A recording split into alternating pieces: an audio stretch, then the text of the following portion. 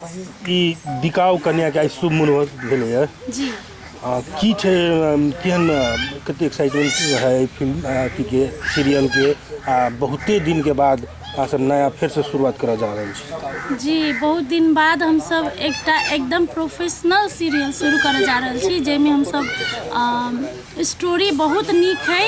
ई मैथिली अपन मिथिलांचल के जते हमरा सबके दर्शक है सब गोरा के बहुत नीक लगते और बहुते दिन से कमेंट अबै छलै कि अरुण सर, फूलो दीदी, अविनाश सर, अठीवा भैया नया एकटा निकालू सीरियल निकालू हमरा सबके मन नहीं लगे है। तो दर्शक सबके कमेंट के देख कर उनका सबके रिक्वेस्ट के देख कर सुन कर हम सब एकटा एकदम बढ़िया ई सीरियल बिकाऊ कन्या कर जा रहल छी।